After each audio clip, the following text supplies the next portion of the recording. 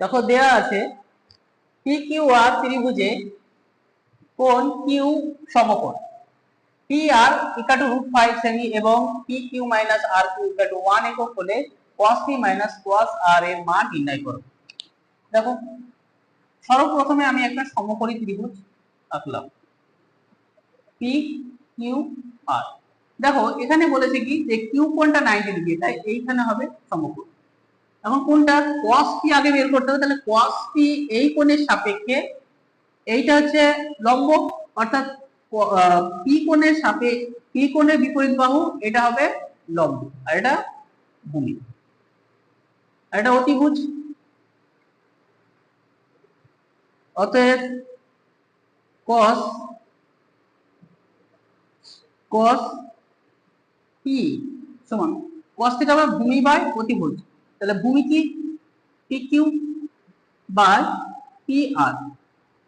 pq এর মান কত জানি না, pq থাকলো pr এর মান √5, তাহলে √5 এখানে লিখবো pr সমান হচ্ছে √5। এবং এবার এই কোণের আর কোণের সাপেক্ষে এইটা কি লম্ব, এখন এইটা হবে লম্ব, এটা লম্ব হবে, আর এটা হবে ভূমি। অতএব এবার cos r সমান, আচ্ছা cos r এর মান কত, cos থিটা ভূমি বাই অতিভুজ, ভূমি Q R by P R, তাহলে কিউ আর আমি জানি না, থাকলো পি আর জানি √5। এই এখানে একই ভাবে পি আর সমান √5। এখন এইটা মাইনাস এটা করো, অতএব cos p minus cos r equal to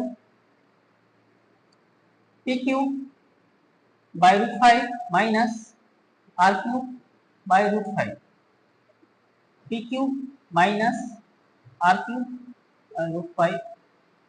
pq এর মান কত দিয়ে আছে দেখো, দিয়ে আছে pq মাইনাস r3 এর মান 1 দিয়ে আছে, 1 বাই √5। ব্যাস এটাই আমার।